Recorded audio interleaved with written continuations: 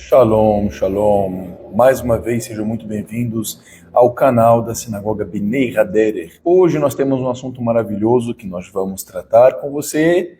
No entanto, hoje nós teremos uma abordagem um pouco mais profunda de assuntos um pouco mais densos, um pouco de filosofia e espiritualidade. Para tanto, antes do início deste vídeo maravilhoso, deixe o seu like, compartilhe esse vídeo, se inscreva no nosso canal e ative as notificações, porque assim como esse vídeo maravilhoso, terão vários outros que nós estaremos compartilhando com você para elucidar, para alimentar e para fazer conhecido o nome do nosso Deus maravilhoso e o seu reino, se assim Ele nos permitir, pelo Espírito dele. Amém. Então vamos iniciar nosso conteúdo de hoje.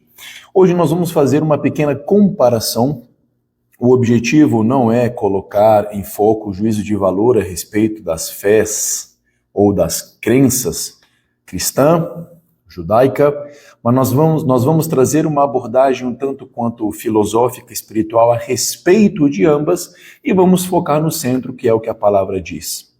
Então, para isso, nós iremos iniciar citando uma obra de um dos principais autores do povo judeu, chamado Moshe ben Maimon, Rabino Maimônides. Nasceu em 1135, morreu em 1204, compôs várias obras maravilhosas, como o Mishneh Torah, que é a explicação da Torá, são as leis orais divididas em 14 livros, e ele inclusive cita isso no Guia dos Perplexos, que é a obra que nós utilizaremos hoje como base da nossa explicação. E no Guia dos Perplexos nós vamos nos ater ao volume 2, no capítulo 37, como início do nosso vídeo, onde o Maimônides vai categorizar três classes ou três tipos de pessoas que vão estar relacionadas às emanações divinas. Então, a emanação divina é uma informação que Deus quer trazer, a sua vontade, Ele vai transmitir, e Ele categoriza esses três grupos de pessoas mediante dois elementos principais aqui, a faculdade racional e a faculdade imaginativa. Diz o Maimônides que a ordem correta da emanação divina, a ordem correta que ela vai ter quando chega até o homem é primeiro pela faculdade racional e depois a faculdade imaginativa.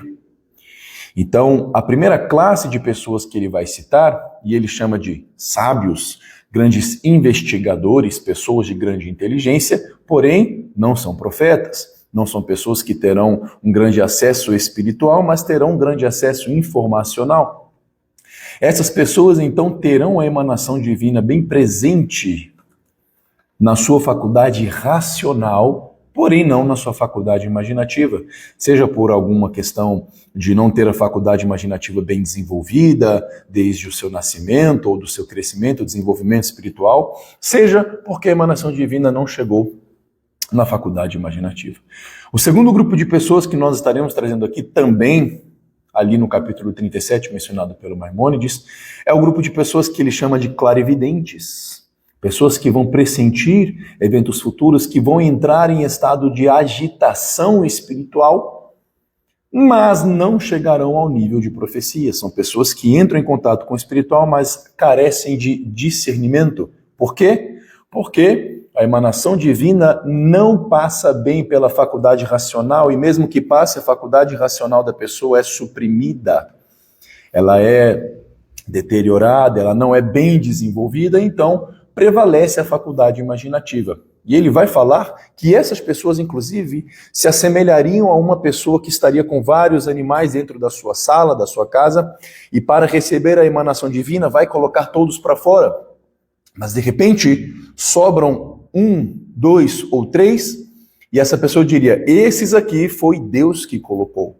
O que ele está dizendo com essa metáfora é que a pessoa diz que tem um pensamento puro, diz que tem uma mente pura, mas na verdade ela vai misturar muito daquilo que Deus quis transmitir com aquilo que já estava na imaginação dessa pessoa, o que vai ocasionar em grandes vezes em erro. Em assuntos especulatórios ou especulativos, essa pessoa geralmente vai errar porque ela carece de racionalidade espiritual. Ela carece de discernimento. E o terceiro grupo de pessoas seriam os profetas. Os profetas seriam, segundo Maimônides, o grupo de pessoas que teria tanto a faculdade racional quanto a imaginativa presente para que a emanação divina gere o propósito para o qual a profecia é manifesta. Se você ler o 1 Coríntios capítulo 14, você vai ver o apóstolo Paulo explicando bem sobre o propósito da profecia, exortar, encorajar, instruir, etc. Mas nós vamos agora aprofundar aqui no nosso objetivo. Vamos dizer que no aspecto que nós estamos querendo analisar aqui, a faculdade racional ela faz menção ao lado masculino, ao lado que doa, é a informação pura. E a faculdade imaginativa, então, ela é o lado esquerdo, relacionado ao lado feminino na espiritualidade, e ao lado que retém, é o lado que recebe, que gera, que imagina, que tem várias formas, assim como um feto é formado no útero da mulher, e ele vai mudando de forma à medida que se desenvolve. Então, a faculdade imaginativa é relacionada ao lado esquerdo, nessa nossa ilustração, para vocês entenderem bem o que nós vamos falar. E a faculdade racional, então, é o lado que doa, é o lado direito, o lado da informação, da semente, que pode adquirir, sim, várias formas, desde que seja a semente. Dentro disso, você já pode entender onde nós vamos chegar. Se o lado esquerdo prevalece sobre o lado direito, o que pode acontecer?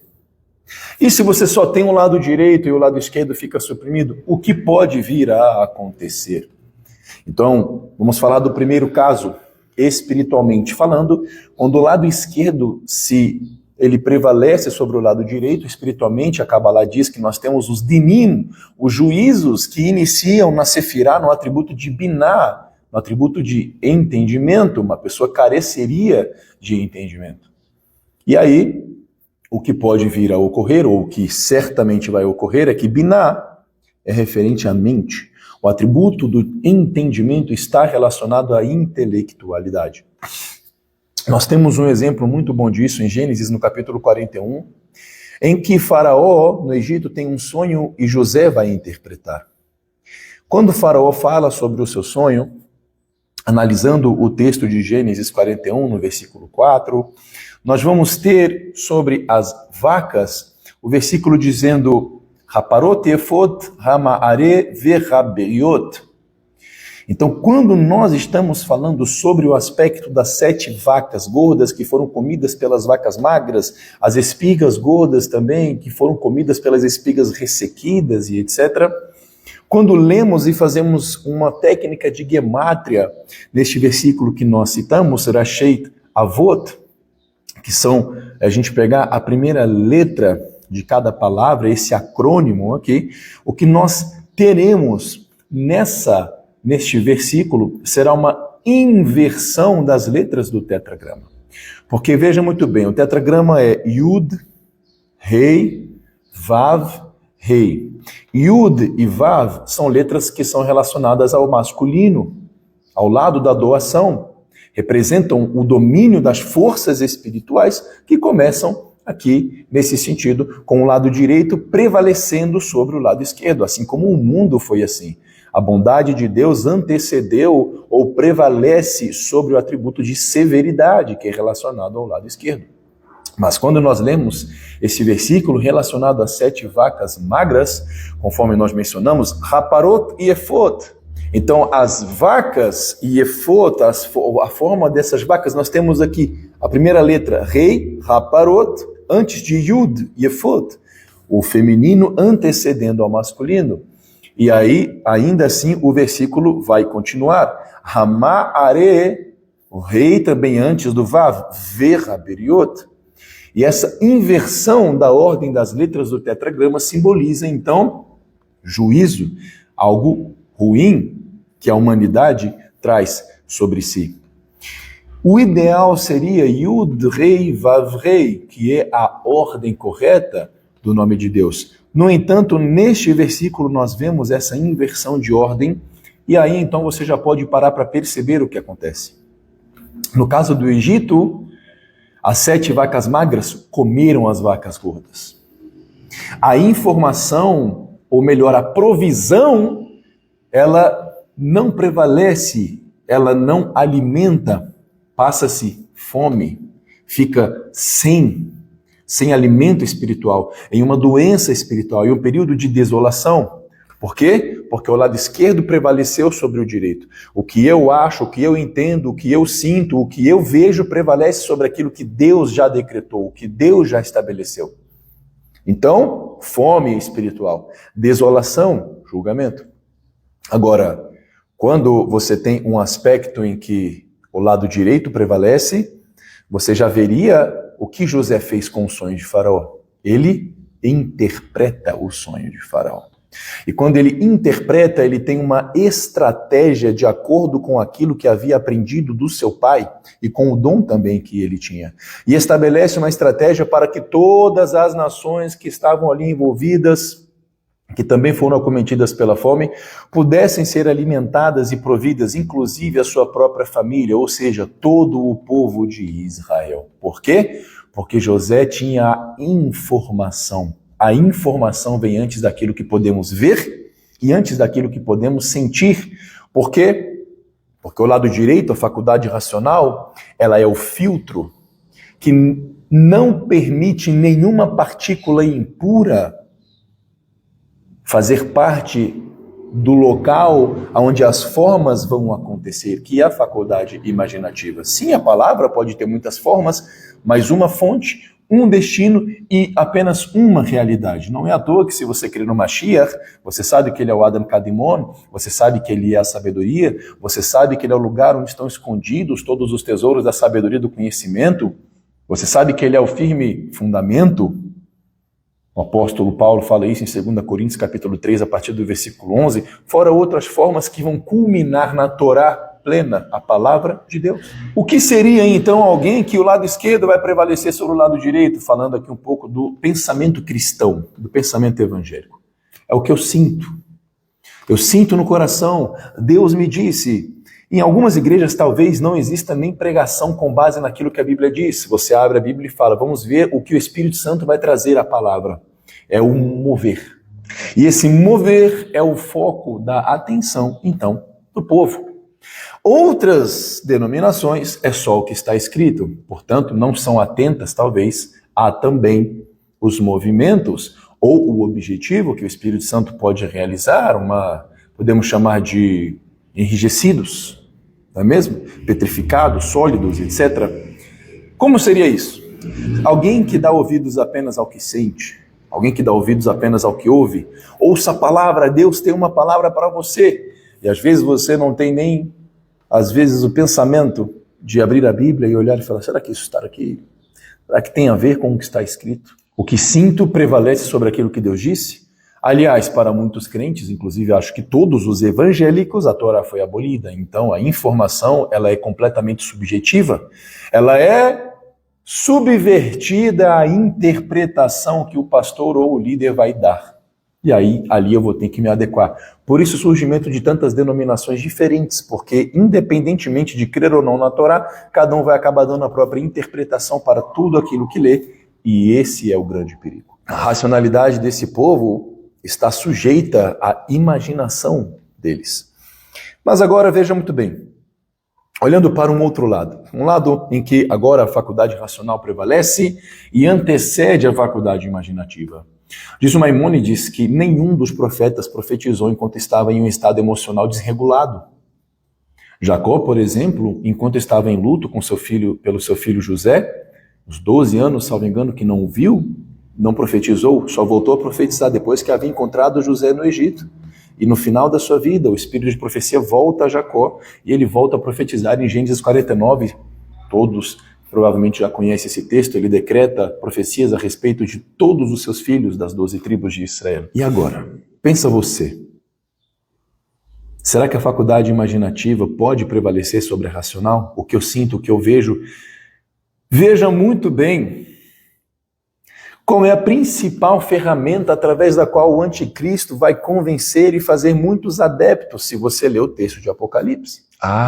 Sinais, maravilhas, sinais nos céus, mas a informação, a racionalidade de Deus estabelece em Deuteronômio capítulo 13, por exemplo, para nós, que você precisa saber dizer, julgar se alguém é profeta ou falso profeta. Não só através do que a pessoa vai falar, se está de acordo com a Torá, que para quem leu o Guia dos Perplexos e estuda também a teologia bíblica judaica, vai saber que a Torá é a maior profecia. A Torá é uma profecia. Não podemos anular isso. Moisés é considerado dentre os homens o maior de todos os profetas, porque todas as profecias giram em torno da profecia que Deus deu a Moisés, que é a Torá, que é a pessoa do Mashiach. Agora, ainda dentro disso, o anticristo, o anti-Mashiach, vai fazer muitos adeptos, porque ele vai fazer sinais, maravilhas, vai curar, sinais nos céus. Em Deuteronômio 13, Hashem, Deus nos orienta e nos alerta em relação a alguém que fizesse sinais e maravilhas, porque é um dos sinais de que a pessoa talvez seja um profeta. Mas qual é o verdadeiro diferencial? Se o que ela vai falar para você te leva a obedecer a Deus. Se ela vai ensinar, se ela vai falar sobre a Torá, ou se vai falar para você adorar outros deuses. Nós vemos que está escrito que o falso profeta vai fazer muitos adeptos à besta, que é o anticristo, fazendo com que muitos a adorem, adorar um outro Deus. O elemento hoje que mais faz adeptos ao anticristo é a eliminação da crença na lei de Deus e a fé ou a crença no mover de um espírito que na verdade era para nos guiar em toda a verdade, a palavra, a Torá, João 17, versículo 17 é a verdade, mas, enfim, este é o elemento central que já coloca as pessoas nas mãos, nas garras do inimigo, do anti-Mashiach, para que elas sejam ludibriadas. Fala a verdade. Hoje é muito mais fácil você prestar atenção e se dirigir a alguém que está fazendo sinais e maravilhas do que alguém que realmente está ensinando você a obedecer a Deus. O ensino tem sido colocado de lado, como Paulo fala a Timóteo na sua carta no capítulo 3, e os moveres, aquilo que eu posso receber, o que eu posso ganhar neste mundo e agora, tem tido muito mais atenção das pessoas do que a vida eterna, aprender a vida eterna. Em Deuteronômio 32, 47, nós vemos que essa Torá não é uma coisa vã para vocês, ela é a vossa vida.